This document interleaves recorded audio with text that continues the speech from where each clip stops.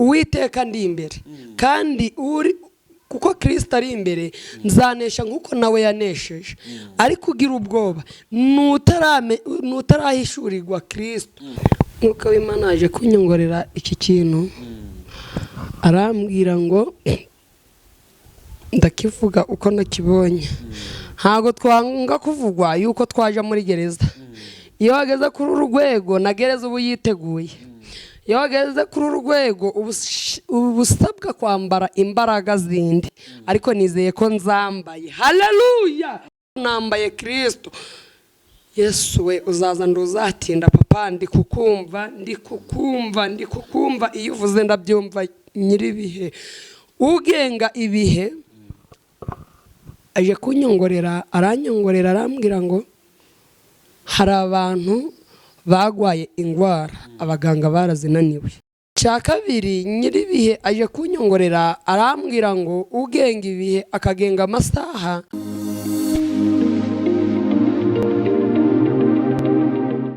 By'agaciro gakomeye ku Dayitama hano kuri Gonareke Plus. Amahoro y'Imana akomeze kubana namwe. Ngiye nitwa David. Ninjye mugiye kubona muri kigano nkanacyura, ariko nanone kuri kamera za Gonareke Plus turafite umuntu w'Imana, umukozi w'Imana, umuhanuzi w'Imana, umwana w'Imana, ikirufite byose akunda Imana n'abantu. Uyu muntu naganiriye nawe rimwe, ndamukunda ku rwego rwo hejuru, mukunda ku buryo butangaje bitewe nuko nabonye ku Imana murimo arega. Ugiye kureba Imana ntago umuntu agusobanura ibintu byinshi, ahubwo uramukunda. Ikindi hari message yampaye ngira ngo turabana kandi ntabwo yaranzi. Bivuze ngo rero tugiye kuvuga umuntu tumuvuga wese. Hanyuma rero ntabatindeye cyane, ndamugukundisha udukurikiye. Nize ko uri buze kumva Imana bundi bushya, uri buze guhana n'umukozi w'Imana bundi bushya. Mu gihe abantu muri iyi minsi bamaze iminsi bavuga ngo nta bakozi b'Imana bakihari, nta bahanuzi b'Imana bakihari, nk'abahanuzi bamwe na bamwe ngo ni abaferi. Ariko uyu munsi reka mbabwire, muri 7 turapfukamira Bayali, umwe turi kumwe nawe. Murakoze. Gusa navuze byinshi nkagutindira. Murakoze. Hajya bushize watubwiye ko wita izina ry'umwaka ni bwiza. Izina kuvuga ngo amazina yanjye nitwa Nshimirimana Jeannette, ariko izina bose bazi ni Nyiramwiza. Niryo nasigaranye. Nyiramwiza. Reka ndifate cyane kurutaho. Hanyuma ni karibu dutangiye n'isengesho ngo dutangire. Uri Imana y'amahoro, uri Data wa twese, izina ryawe nirihabwe icyubahiro. Icyubahiro cy'abana b'abantu kibure mu isi yose, haboneka icyubahiro cyawe kuko uri mu ijuru, izina ryawe nirishimwe. Abumva isengesho baguha icyubahiro, abumva ijambo ryawe baguha icyubahiro, abumva isi yose bakubararire bakubwire ngo uruwera, izina ryawe nirihabwe icyubahiro. Icyubahiro cyacu kibure rero, turatangiye utangirane natwe mu minota turi bumara aha hantu, udushigikire, uduhagarare ku bitugu, tukubere mikoro wivugire, izina ryawe nirihabwe icyubahiro. Twe twakwihimbaza ariko reka duhimbaze Kristo, twe twakwivuga ariko reka duvuge Kristo. We wanesheje isi akaza mu isi akayinesha, izina ryawe nirishimwe. Uganza kandi utegeke byishima n'ibyo ushaka bari byo duhana nabera mu izina rya Yesu, amen. Nyiramwi, ibi bintu ntabikunda cyane, no mu kintu cyatumije ngukunda ni gutya usenga Imana ukabanza ugahaguruka, kandi hari n'umuntu uvuga Imana ukabona kimana murimo. No ku bantu badukurikiye munyandikire comment mumbwire, ndabizi ko munkunda, ariko uyu munsi mugiye kunkunda kurushaho bitewe n'umuntu ngiye kwakira muri aka kanya, cyangwa se ndi kuganira nawe, umuntu uri buze kutugezaho ijambo ry'Imana, muraza kunkunda kurushaho. Ndabizi neza ari ikindi kirere muri aka kanya ngiye kwerekezamo. Nyiramwireka banze nta itangazo mfite rya mbere nuko turi buze kumusaba nimero dusoje ikiganiro. Impamvu itangazo nahisemo kurizana imbere, najya nkorana n'umuntu ikiganiro tukavuga nimero inyuma, ugasanga abantu bampamagaye bambuze, bari kumbaza nimero y'umukozi w'Imana. Ariko umukozi w'Imana wese natumiye hano mufite amahirwe yo kuba mwaganira nawe, mwasengana nawe. Nimukurikira ikiganiro cyose mu gisoze muraza kumva nimero yiwe. Ikindi ne wagiye udukunda kora subscribe, ni ufite inshuti zawe wifuriza ibyiza ubasherenge kino kiganiro. Nyiramwi, muhaye karibu. Murakoze, reka dutange nimero yanjye ni 07. Isi itanga mbere ariko nta kibazo. Nta kibazo. murakoze. Imirange ni 079 11 78 299.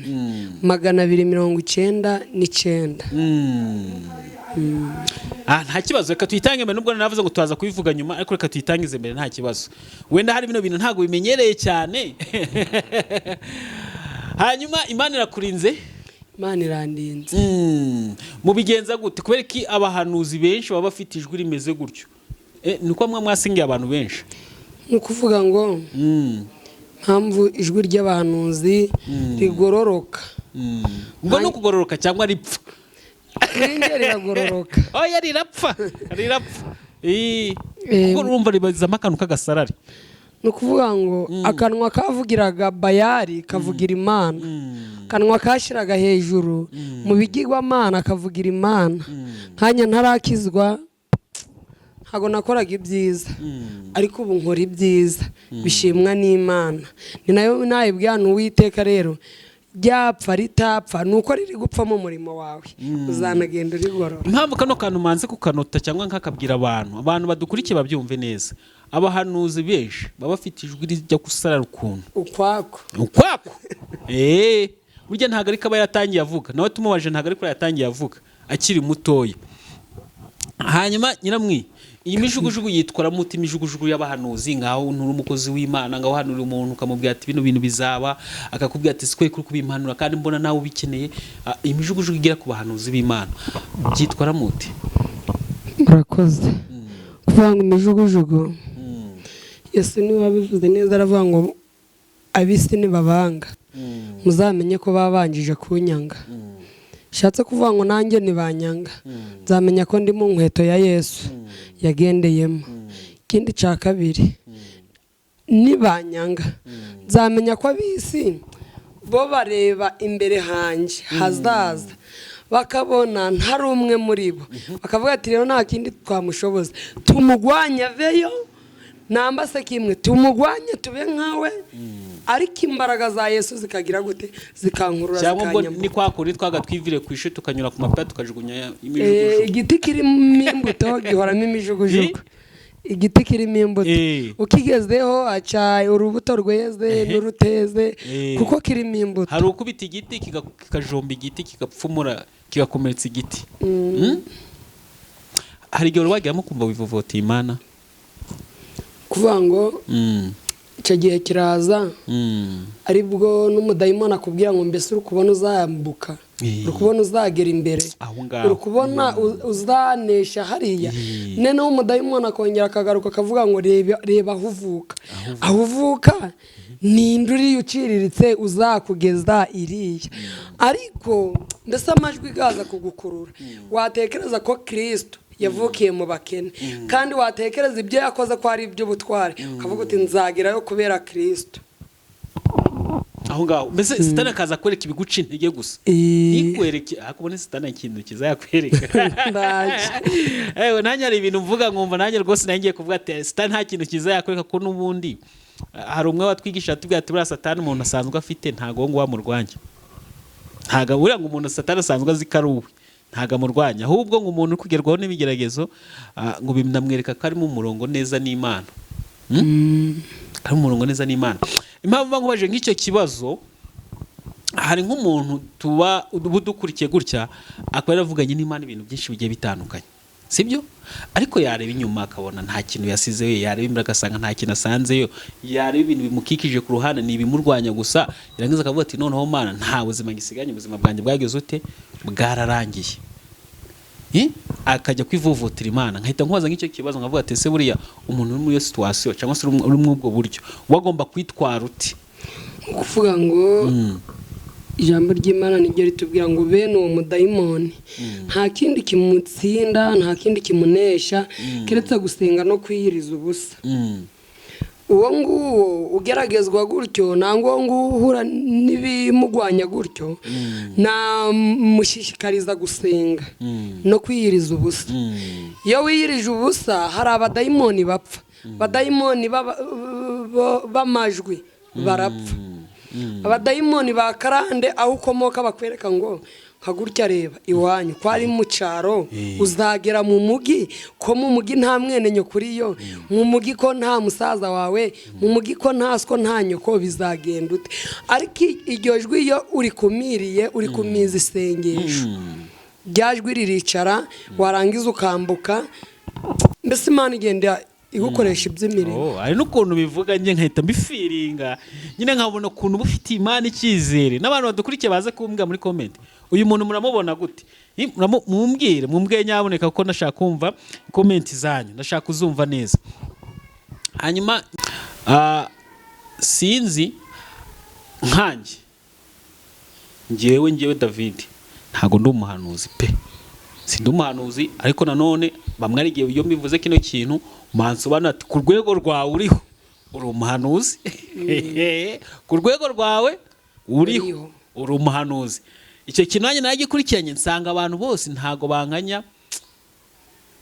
banganya ubushobozi imbere y'Imana hari n'uwaje ntiramo sitarambwe ati no mu ijoro hatazaba ikimenyane hazabayo abakuru n'abato ibyo babashuka ngo twese ngo mu ijoro tuzabatungana ati ntago bizabaho nawe ni kubyizera oya ni ukuvuga ngo bitewe n'imyumvire yawe ntago mu ijoro nta kimenyane kizabayo kuvuga ngo ijambo ry'Imana niryo ryatubwiye ngo muri inshuti zanjye nimukora ibyo mbategeka ntabwo muri abaragwa ahubwo nimukora ibyo mbategeka nge na David nidukora ibyo data wa twese adutegeka tuzarira ku isahani imwe tunywere ku gikombe kimwe badusukire ibingana kuko tuzaba twanagize gute twanakoze akazi kangana iyo bagiye kumpeza urugero bamwe ati ngo uzarebe nk'urusofero ngo yari cyegera cy'Imana kandi ngo hari habujwe ko habaye abandi bamarayika reka ibyo ngibyo tubiveho ntabwo aribyo tugiye gutindaho nkawe nk'umuhanuzi iyo urebye iyi minsi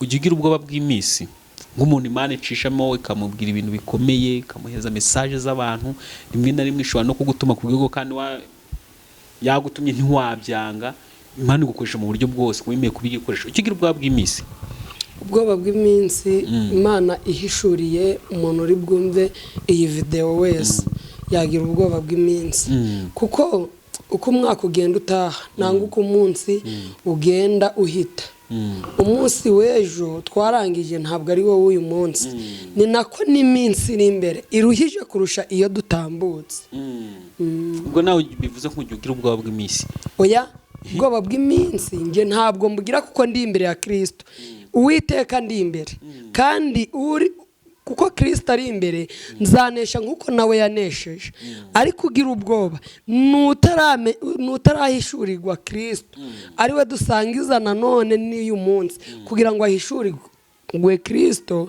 areke kugira ubwoba wenda impamvu mbabaje nka kino kibazo maze iminsi no kwigendana ijambo rivuga ngo twumve turebe ariko tuniki n'ukuri hari abantu badukurikiye hano rimwe na rimwe tuza tukavuga nk'ikintu ukabwiza nk'ijambo ry'Imana kavuga ati igihe kizagera bibiri bumbwe si birimo mushaka ijambo ry'Imana muri bure ngo ngakabantu uzagendana mu busaza ugacukira mutoya hakiri kare abantu nyine abantu ntibabyumve neza sinzi ubifata ute kuba abantu twebwe twatakarije abahanuzi ikize twavuga ati Imana ntigikora n'uwikoresheje reka hari izindi mbaraga yaciyemo wahanurira umuntu akaba yakumva ko ibyo bintu bitaturutse ku Mana ubifata ute kuba abantu batakaje ikize bagatakaza icyizere Imana n'ibyo Imana ikoze bakabitwirira Satani ni ukuvuga ngo murakoze hagati aho muri niwe wuzuye umwuka aravuga ngo nuyifata nk'inyantege izaza mu ruhande rwawe nk'inyantege nuyifata nk'inyembaraga izaza mu ruhande rwawe nk'inyembaraga birasabwa kugira ngo ufate Imana nk'inyembaraga kugira ngo utsinde nuyifata nk'inyantege izagira gute uzaza mu ruhande rwawe nk'inyantege nkanjye uburyo nakijijwe nafashe Imana nk'inyembaraga nyibwirane rero papa Imana nyita papa wanjye ko nasanze nta wundi wanditesha uretse papa naretse no kunetesha yanzanye kuri televiziyo urumva ko hari papa ariko mbese iki ni ikimenyetso ariyo wa muririmbyi yavuze ngo mfite ikimenyetso kirenze kimwe kirenze bibiri kinyemeza yuko uzangirira neza ahangaha waje nidusoza gukora ikiganiro ukabona nagishyizeho icyo mbwira abantu mbwira ati dufite abantu bafite ibibazo urumva bafite baremerewe abantu bakeneye kumva ijwi ry'Imana abantu bakeneye kumva ubuhanuzi bakumva ikimane bateganyijeho sibyo turafite abantu benshi nizaka abantu bari buze kuguhamagara ari benshi sibyo nshingiye ngo kubahamya bagutangiye ubuhamya bagutangiye ubuhamya bwiza dukomeze tubwire ni ukuvuga ngo n'abaraza kumpamagara ni nako ndabasubiza icya mbere ubanza kwihana ibyaha icya kabiri ubanza gukingura umutima wawe data wa twese akicaramo iyo yicayemo akugirira icyizere ukamugirira icyizere imbaraga nkeya uba wazivuyemo ko igituma imbaraga nkeya ziza ni ibyaha iyo wihanye ibyaha rero hari izindi mbaraga hari mwuka wera wakira hari izindi mbaraga zidasanzwe nawe ubwawe wiyumvamo nubwo umuhanuzi atakubwira ngo umva uko Imana ivuze wewe urasenga ukihanurira ubundi bihe byiza umuntu abyishakamo tugaruke kwa aba bantu batakaje none Imana icyizere bakavuga ati nta mukozi w'Imana ucyari nta muhanuzi w'Imana ucyari kandi njyewe uyu munsi nicare hamwe n'umuhanuzi ukuvuga ngo abo bantu batakaje icyizere bakagitakariza Imana icya mbere kirabazwa giti isuzume isuzume uri nka David urebe mbese umuhanuzi yarambeshe nangwa ninge wabesha Imana cyambere iyo ubesha Imana ntabwo isezerano yaguhanuriye risohora iyo usanze utarabesha hari igihe umuhanuzi aguhanurira bitewe amarari akavuga ati David uko ndi kumubona afite televiziyo kamubwire ko Imana imuhaye imodoka anyikubitire 5 akavuga icyo nyiri bihatategetswe kandi iyo umuhanuzi w'ukuri avuze ibyo Imana yamutegetse aragwanwa kuko arahigwa n'ubu ndi kubivuga kuko ntago ariko bose bazankunda bamwe bazanyanga bavuga ati uriya kukiyageze hariya akarusho iyo uvugisha ukuri uragwanwa mbese icy'ingenzi ni ugutsinda ariko urahigwa manza wisuzume ako kantu abantu bakumve neza bareke gutakariza abahanuzi icyizere manza wisuzume uvuga uti niba Imana arambye kwizanabara ese izamujyanye naririnze neza twavuganye n'Imana cyangwa twavuganye na David ubwe manza wisuzume uvuga uti ko Imana yambwiye ngo izanyambika inkweto umurongo yambwiriyemo ese niwo mpagazemo nangwa nagiye ahandi nusanga waragiye ahandi ugaruka ubwire Imana uti rero Mana papa wanjye mbabarira ko iyo umwana yamaze kumenya ikosa yakoze abwira umubyeyi we ati mama mbabara ntago nzongera umubyeyi akamubabarira ariko ntago bikuraho ko umubyeyi adahana umwana aramuhana kandi icyo yamwemereye akanagira gute akanakimuha muri iyi minsi sinzi ko nabivuga ariko abantu bari gutakaza Imana icyizere reka mabwire ko haracyari abakozi b'Imana urugero nk'umuntu turi kumwe hano umukurikiye uburyo avuga n'umukozi w'Imana uburyo atondeka amagambo ye uburyo ijwi rye risohoka uburyo yitwaye imbere n'umukozi w'Imana pe nge namugukundishije kandi umuntu uzasengana nawe azambwira nyuma azanyandikira nshimira hanyuma nyiramwe tubwire ibe turimo uyu munsi nkawe nk'umuhanuzi Imana ibwira ejo hazaza ibihe turimo uyu munsi urabibona uti ni ukuvuga ngo ibihe turimo abantu bumva ko nta bakozi b'Imana bagihari ariko abakozi b'Imana baracahari abantu bumva ko isi iryoshye ariko isi irashariye abantu bumva ko bakakwiye kumva mbese bakumva uko Imana ivuze bakavuga ngo kangende ku mukozi w'Imana ampanurire Imana iguha igitenge Imana iguha akawunga Imana iguha umuceri ibintu nk'ibyo ariko ntago bakakwiye gusaba akawunga kino gihe ntago ari akawunga kigiye ntabwo ari umuceri kigiye sica amazu meza kigiye nico kuririra ubugingo ni ukuvuga ngo twebwe dufite inyungu kuri Kristo kuko tuyikeneyeho ubugingo ariko Kristo nta nyungu adufiteho tutayikoreye nta gihombo yo ifite ariko twebwe tutayikoreye dufite igihombo kuko niki n'urupfu ariko twebwe nituyikorera Kristo tuzaba tuyifiteho ubugingo nka gutya David. Iyi mikoro kuba utagenda ngo uyigure uri David nta gihombo ifite, ariko wewe uri David utagiye kuyigura ufite igihombo. Niko n'Imana imeze ku bantu b'isi yose. Kuba twebwe twasenga Kristo twe duyifiteho inyungu kuko twe dushaka ubugingo, ariko kuko Kristo we nta kintu adukeneyeho, twe dushaka inyungu kuri Kristo kugira ngo izaduhe ubugingo, ariko Kristo nta kintu agize ute adushakaho kuko yaduhaye icyo dushakaho. Munsi Yesu yagiye ku musaraba akavuga ati eri ndangije byose, buri wese agire gute yigerereyo. Ni nayo mpamvu iyi mikoro yagiye muri mashini nangwa se ikagera hara mu biro kugira ngo ugire gute uzagenda uyigure. Ubwo rero utagiye abantu bayitekerejeho bakabatereka tuyikore na David nawe azaze nawe ayigure kubw'umugambi w'Imana izagenda naha ngaha ikore ivuga butumwa. Hanyuma tugiye kujya mu ijambo ry'Imana. Ntumva mfite inyota yo kukumva, ntumva mfite inyota yo kumva ijambo ry'Imana riri butugezeho, ntumva mfite inyota yo kubona abantu hano bakizwa kuko kiba kigenderewe no kubona abantu bakizwa, abantu bankurikira neza bazi ko nkunda ijambo ry'Imana. Nyaboneka kanya sinakibagiwe, ariko none ngiye kumubaza utuntu dukeya. Nyiramwi, iyo ubonye abantu bagutangira ubuhamya bitangaza Imana yagiye gukoresha, wowe usigara utekereza iki? Ni kuvuga ngo wowe bwawe usigara utekereza iki? Abantu bantangiye ubuhamya biranezeza.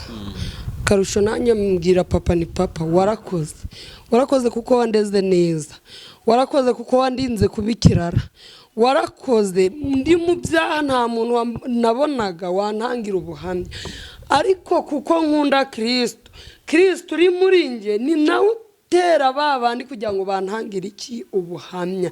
Ni Kristo uri muri nge, ntabwo ari nje, ntabwo ari wowe. Ntabwo ujya wicara ngo witinyure nk'ibirimo n'ibitangaza Imana yagukoresheje. Ni kuvuga ngo ndabireba ukitinya batase Imana njyewe wagira iki cyizere nabwo wabinshishamo bikaba. Ndabireba nkavuga si Mana ndi mu ntoki. Noneho anariryo rya jambo twatangiriyeho nakubita agatima iwacu nangwa se dayimoni yambwira ngo areba iwanyu ninde. Nta wize uri iwacu, nta muntu ukomeye uri iwacu, ariko Kristo ndamushima yo kabyara abahungu n'abakobwa we wankuye mu bubata akavuga ati mwana wa genda umvugire, akandinda kwihemba, ari nabyo byanzanye kuri televiziyo. Hanyuma Nyiramwi, reka tujye mu ijambo ry'Imana. Ngereka ndibuze kugaruka nyuma maze kukumva kuko nuwa mfite inyota yo kukumva n'abantu badukurikiye baze kubyumva neza. Gusa ngiye uyu muntu turi kumwe ndamwakundishije, ni umuntu Imana itwereje mu gihe nk'iki, mu gihe kigoranye, ariko nanone kiza tugushobora gukurikira ijambo ry'Imana turi ahantu hose, ariko nanone igihe kigoranye abantu batakikizera Imana neza. Ni karibu n'ijambo ry'Imana. Murakoze. Tugiye kumva ijambo ry'Imana riri muri Zaburi 124 ku murongo waho wa mbere turageza 5. Murongo waho wa mbere rukutubwira ngo yaba Uwiteka atari we uri mu ruhande rwacu, yaba Uwiteka atari we uri mu ruhande rwacu, abe ariko Abisirayeli bavuga none. Iyaba Uwiteka atari we uri mu ruhande rwacu, ubwo abantu baduhagurukiraga baba baratumize bunguri turi bazima.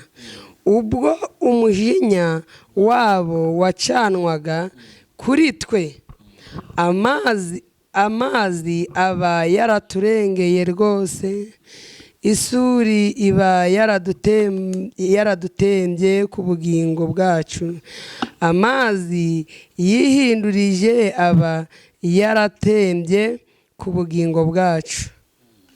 Aya ni amagambo y'Imana Dawidi yavuze akurikije ibitangazo Uwiteka yamukoreye.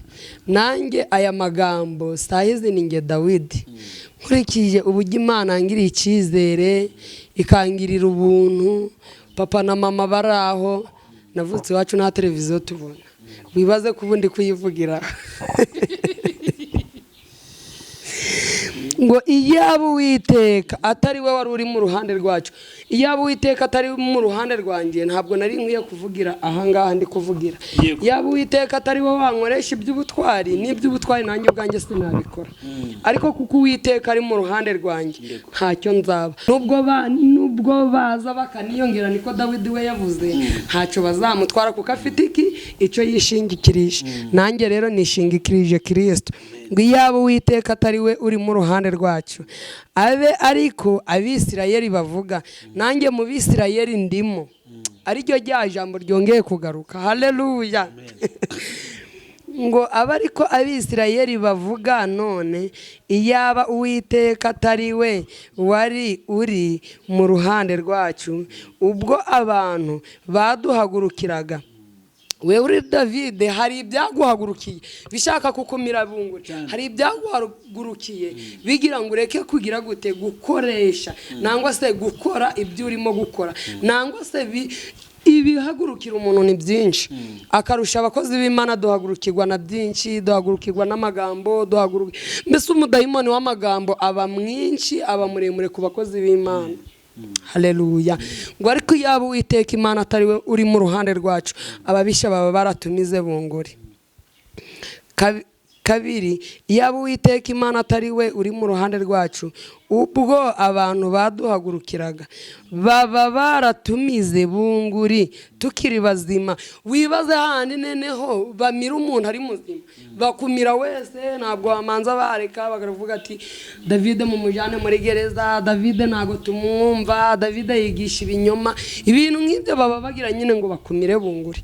Ariko iyo Uwiteka Imana muri kumwe ntabwo ba ugira.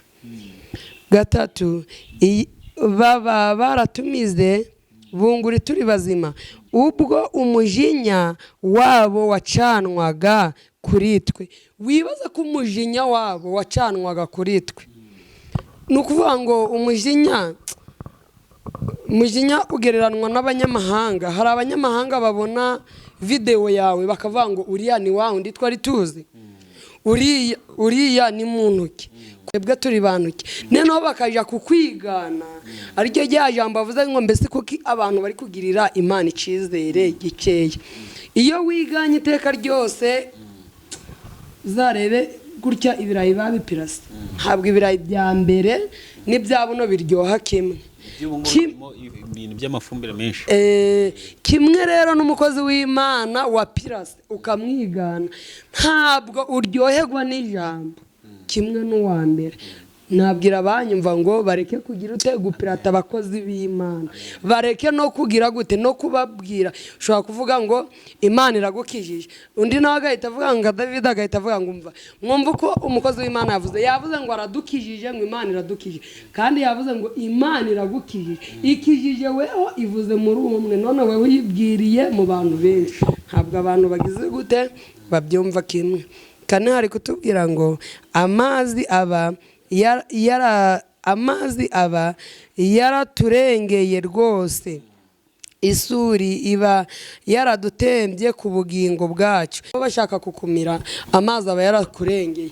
Amazi nyine ni cya gihe bavuga ngo Davide birarangiye ntabwo azongera kwegura umutwe, ariko kubera ko Uwiteka Imana ari kumwe nawe akabona umutwe uregutse. Ngo neneho ngo isuri iba yaradutembanye. Nyine isuri itembana ibitazagaruka, ariko iyo Uwiteka Imana kuriho uzarebe nk'iyo umugezi utembye hari ibyo gumanura. Ariko iyo igiti cyavuzweho n'Imana nubwo cyaba kiri mu mugezi David, cya giti kirahagarara, imizi ziranama, ariko igiti kigahagarara. Ndagira ngo duhagarare nk'igiti kiri mu mugezi, ibije byose bikinyuraho bikagenda. Umukozi w'Imana iyo ahagaze nk'igiti, amagambo garaza gakamusiga agagomeza kuhagararaho, ibije byose bikamusiga, ibije byose bikamusiga, ntabwo bimutembana. Ubwo rero natwe duhagarare nk'igiti. Gatanu hari kutubwira ngo amazi yihindurije aba yaraturengeye, aba yaratembye ku bugingo bwacu. wibaze ko umuntu iyo ashaka kukumira bunguri, Dawidi we yarivuze abona abamugwanya ari benshi, abona nta hantu yahera, aravuga ati rero abangwanya nubwo ari benshi ariko nishingikirije nde Kristo. Nanjye nubwo abangwanya ari benshi, nubwo batuma nasubira inyuma ari byinshi, ariko nishingikirije nde Kristo. Murakoze. Urakoze cyane kutugezaho ijambo ry'Imana. Nge numva ndikunze cyane, nizeye ko n'abantu badukurikiye bafashijwe kandi babonye umukozi w'Imana, urimo umwuka w'Imana, urimo ineza y'Imana. Hanyuma Nyiramwi, nimero twayitanze tugitangira ku bantu badukurikiye, nimero bayumvise tugitangira, twavuze ko tubibuze kuyitanga nyuma, ariko ko umwuka w'Imana wayoboye nuko nguko nta kintu twarenzaho cyane kuko tutarabasha ngo twigenge. Hanyuma reka tumusabe asengera abantu bose bagiye badukurikiye, bagiye bafite ibibazo bigiye bitandukanye, n'abantu bafite uburwayi, abantu babona ubuzima bwabo bwaranze cyangwa se babona nta cyerekezo byararangiye. Reka tumusabe adushyire imbere y'Imana, abasengere. Ni karibu. Twasenga. Mwuka w'Imana aje kunyongorera iki kintu, arambwira ngo ndakivuga uko nakibonye. Ntago twanga kuvugwa yuko twaje muri gereza. Iyo wageze kuri urwego na gereza ubu yiteguye. Iyo wageze kuri urwego ubusabwa kwambara imbaraga zindi, ariko nizeye ko nzambaye. Haleluya. Nizeye ko nambaye Kristo uri muri njye nari uri kuvuga. Ntabwo nambaye uwundi mwambaro, ahubwo nambaye Kristo. Yesu we uzaza nduzatinda papa, ndi kukumva iyo uvuze ndabyumva. Nyiribihe ugenga ibihe aje kunyongorera, aranyongorera arambwira ngo hari abantu bagwaye ingwara abaganga barazinaniwe, nibumva aya magambo bakihana by'ukuri ingwara zizakira. Amen. Cya kabiri, Nyiribihe aje kunyongorera arambwira ngo ugenga ibihe akagenga amasaha, igwisha imvura mu gihe cy'imvura, igusha izuba mu gihe cy'izuba, hari abantu ihaye imitaka. Amen. Hari abantu Nyiribihe ahaye imitaka. Urumva iri jambo akihana by'ukuri arakira.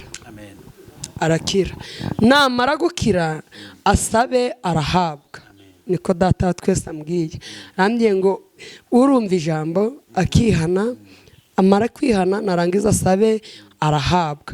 Ko ijambo ry'Imana ryaravuze ngo musabe muzahabwa, mukomange muzugororerwa. Noneho data wa twese arongera aranyongorera arambwira ngo abantu benshi mbonye ari benshi, hari abavuze ngo mbese ni Imana yavuze, baravuga ngo ntabwo ari we. Aribyo bya bindi Yohana yabwiye, aribyo bya bindi Yohana bamujyanye muri gereza, aravuga ngo mugende mubaze Yesu ngo mbese ni weho Mesiya cyangwa dutegereze undi. Imana ije kumishurira arambwira ngo ni Imana yabwiye abantu, irababwira ngo nimwihane. Bantu bereka ko abana b'abantu bihanye. Uri nka David nshobora kuba nambaye rino ko, ariko ikintu nambariyemo munsi utakizi. Ntacyo nzi. Nyiribihe arambwiye ngo aje komora igisebe ahereyemo imbere, apana komora inyuma. Urihana Nyiribihe aje kumwomora igisebe ahereyemo imbere. Mimbere ni ibikomere byatejwe n'imiryango, ni ibikomere byatejwe n'abagabo, ni ibikomere byatejwe n'abana, ni ibikomere byatejwe n'abagore. Ntibigutangaza David ko Imana yakubwira ngo nkomoye igikomere wakomeretswe n'umugore. Umugore ukabona yikundiye abandi, ukabona mbese ntashaka kukumva, icyo kikaba igikomere. Data twese arambye ngo urabyumva akihana, Imana imwomoye igikomere. Naje kubona rero mbona Imana itanze impinja zirenze 15 mu butumwa twatanze. Bamaze igihe kirekire nje kumva ijambo rirambwira ngo umugwayi ku kidendeze yarahamaze igihe kirekire.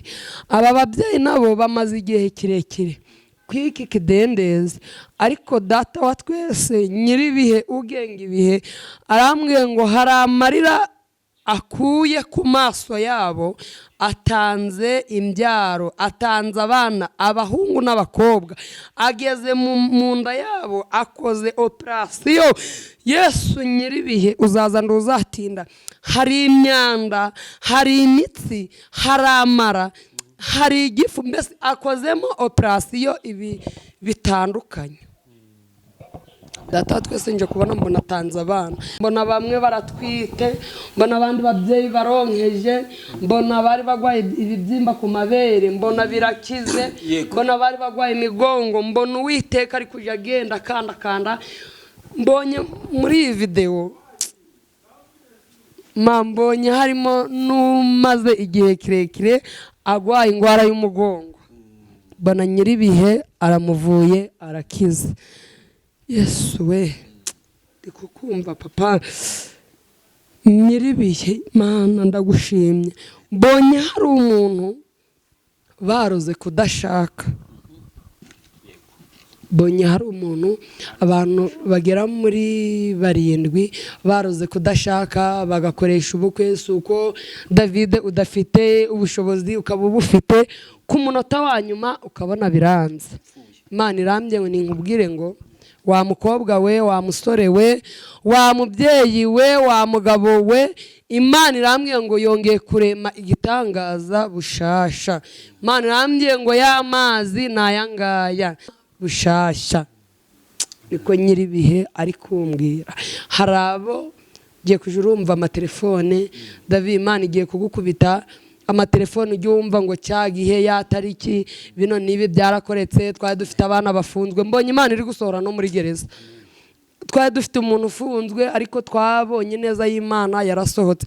Twari dufite imanza zararangiye, twari dufite iwacu bari bagiye guteza cyamunara, mbonye ibyo byose Yesu we agenda bikora. Twari dufite amatangazo y'ibyacu uko gagiye kumanikwa, byose birangiye, ariko nyiribihe arongera arabizura. Mwababyeyi mwe, mwabakobwa mwe, mwabasore mwe, mwabana bato mwe, Uwiteka Imana arambwiye ngo azuye ibyanyu, azuye ibyari bipfuye ku buzima bwanyu. Nanjye ndi mu Uwiteka Imana azuye ibyari bipfuye ku buzima bwanyu. Amen. Yesu we, papa ndi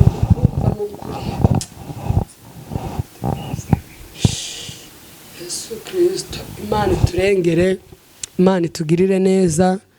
Nukuri nidusenga nkuko bikwiriye, tukihana turabona umugisha. Kandi zadukoresha iby'ubutwari, ntabwo ari aha bigarukiye. Gahunda y'Imana iracyakomeje, turacyakomeje kuvugira kuri televiziyo, mbese iratwaguye, ndacyazamuka. David ntabwo ari iri nitangiriro, ariko iri iherezo nzagera no hanze. Iri nitangiriro ry'umunezero, umva no mu gihugu cyo hano nzagerayo. Ni karibu n'isengesho. Reka dusenge. Murakoze. Uri Imana y'amahoro, uri Imana itanga urubyaro, uri Imana ikiza indwara zitandukanye, uri Imana yageze kuri cya kidendezi ubwo yajagamo ikidendezi amazi yarihindurizaga. Mana we, twizeye ko hano hari ikidendezi, twizeye ko turi mu kidendezi. Hari ikidendezi cyo kubura urubyaro, hari ikidendezi cy'ibibazo bitandukanye, hari ikidendezi cy'ibyabo ubwo byagiye kuri cyamunara, hari ikidendezi cy'ibintu bitandukanye. Buri mwe wese afite ikidendezi, reka yikubitemo. Ubwo bajagamo barakiraga. Ndabyibuka ijambo ryawe riri kubwira Namani ati, Namani we, zenguruka 7 ibibembe birakira. N'uyu munsi reka bazenguruke 7, reka natwe tuzenguruke 7. Nkiko ziyeriko zirariduka. Igihe kigeze Namani rangije aravuga ngo ko nzengurutse 5 ibibembe bikaba bihari. Rangije ijwi ryongorera rimugera, uravuga ngo usigaje 2. Haleluya. Natwe hari igihe twazengurutse tubwirwa bahanuzi batubwira ngo uzaza, ukatubwira mu buzima busanzwe ngo uzadutabara, uzaturengera, uzabana natwe ku munsi w'amakuba, ariko tukaba ducitse intege dusigaje 2, tukaba ducitse intege turangije isto.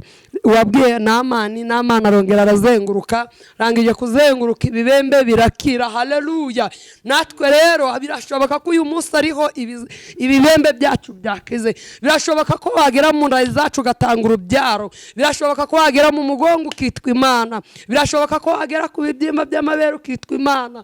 Birashoboka ko wagera ku byananiye abana b'abantu ukitwa Imana. Urashoboka yuko wagera ku ngwara zananiye abaganga ukitwa Imana. Ushoboye byose, nta kikunanira, nta kibasha kurogoya imigambi yawe. Jambo ryegera tubwiye ngo yemwe abarushe n'abaremerewe nimuze munsange ahatari abantu, mwiherere mubibwire Yesu, kandi ngo mushake ibyo abisi batifuza, ibyo byakeneye abize bananiye ubugwayi bwacu. Ibwo bugwayi nibwo tukuzaniye Kristo, kuko ubushoboye. Ganza kandi utegeke byose uko ushaka mu izina rya Yesu. Amen.